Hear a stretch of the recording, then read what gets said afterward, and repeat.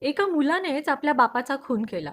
हो, मगध सम्राट बिंबिसाराचा खून त्याच्या स्वतःच्या मुलाने केला. हा त्याचा जो मुलगा, तो एक कुटुंबवत्सल, प्रेमळ, सर्वांचा विचार करणारा, सैन्यातल्या शिपायांनाही काही खाल्लं की नाही, तुम्हाला काही लागलं का, अशी त्यांची आपुलकीने विचारपूस करणारा होता.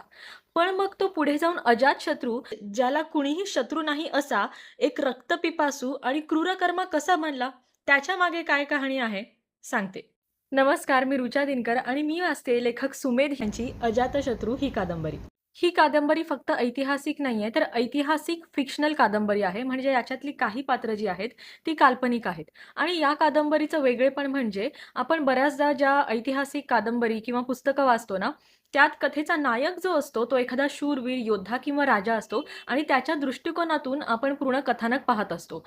पण इथे या कादंबरीचा नायक एक साधा जनसामान्यातला लोहार आहे आणि त्याच्या दृष्टिकोनातून हे कथानक पुढे काय वळण घेतं हे बघणं फार रंजक आहे.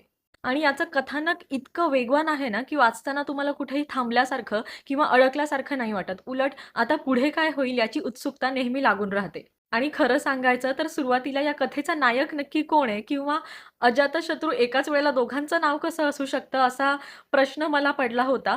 पण जसं कथानक पुढे गेलं आणि एक-एक पात्र येत गेलं आणि सगळे डॉट्स जे होते सुरुवातीपासून छोट्या-छोट्या आपल्याला हिंट्स मिळत होत्या, ते डॉट्स शेवटी कनेक्ट झाले आणि मग पूर्ण त्या कथेचा उलगडा झाला. या कादंबरीतलं वजिरा नावाचं पात्र मला खूप आवडलं. ती फार महत्त्वाकांक्षी असते, पण केवळ एक स्त्री असल्यामुळे तिला सिंहासनापासून दूर ठेवलं जातं. आणि ही कथा फक्त एका राजाची कथा नाहीये, तर ती अपमानाची, सुडाची, आपल्या जवळच्या माणसांना गमावल्यानंतर आपली काय अवस्था होते त्याची, सत्तेची किंवा एखादा मुकुट आपल्याला काय करायला भाग पाडू शकतो याची कथा आहे. आणि यात शृंगार आहे, बीभत्स आहे, किंवा अगदी अंगावर काटा येईल असे काही प्रसंग आहेत, भीती वाटावी असे काही प्रसंग आहेत.